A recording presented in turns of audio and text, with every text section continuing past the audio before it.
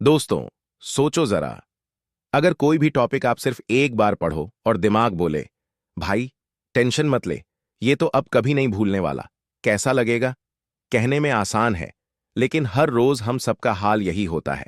किताब खोली, पढ़ा, 2 मिनट बाद, ये मैंने पढ़ा था क्या? उधर इंटरनेट और यूट्यूब पर मेमोरी बढ़ाने के नाम पर नुस्खों की पूरी फौज खड़ी है। ये खाओ, वो खाओ, इतने बजे उठो, इतने घंटे सो। लेकिन असली वजह कोई नहीं बताता। असल मेमोरी खराब नहीं होती। दिमाग हमें एक सिग्नल दे रहा होता है, मुझे मजा नहीं आ रहा। और जब दिमाग का मूड खराब हो तो भाई चाहे आप 10 बार पढ़ लो, वो स्टोर ही नहीं करेगा। अब सवाल, दिमाग क्या स्टोर करता है? उसका सिंपल रूल है, जो दिल को छू जाए वो हमेशा के लिए याद, जो बोरिंग लगे टाटा बाय बाय। एक एग्जाम्पल सुनो, जब आप किसी खूबसूरत जगह जाते हो, एक फोटो खींचते हो, सेल्फी लेते हो, वो दिन, वो जगह, वो पल, वो हवा, वो सब जिंदगी भर याद रहता है। लेकिन वही मैथ्स का फॉर्मूला, दिमाग कहता है, ना भाई, कल फिर पूछ लेना। मतलब साफ है, दिमाग याद नहीं रखता।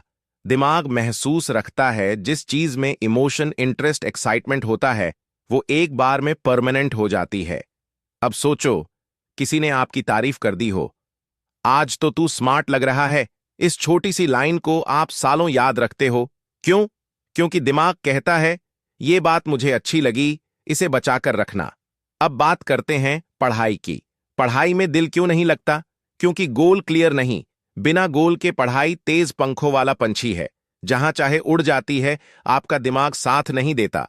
लेकिन जिस दिन आपने एक गोल बना लिया और ठान लिया कि मुझे यही बनना है, फिर उसी गोल तक पहुंचाने वाली हर चीज दिलचस्प लगने लगती है। लक्ष्य जितना बड़ा, इंटरेस्ट उतना ज्यादा। अब आते हैं नेक्स्ट पार्ट पर। दिमाग पिक्चर्स से सीखता है, वर्ड्स से नहीं। अगर किसी ने अपनी आंखों से कोई बड़ा हादसा देखा हो, तो महीनों तक दिमाग वही सीन रिप्ले करता रहता है। यानी सॉल्यूशन साफ है। जब भी पढ़ाई करो, जो पढ़ रहे हो उसे एक मूवी की तरह दिमाग में प्ले करो। हिस्ट्री पढ़ रहे हो, कहानी बना दो, कैरेक्टर्स बना दो, सीन्स बना दो। आप देखना, वही बोरिंग चैप्टर भी दिमाग की फेवरेट मूवी बन जाएगा। अब आते हैं सबसे पावर वाले मेथड पर। नए कॉन्सेप्ट को पुराने दिमाग के डेटा से जोड़ो। दिमाग नया ज्ञान अकेले नहीं पकड़ता, जब तक उसे किसी पुराने नॉलेज से न जोड़ दो।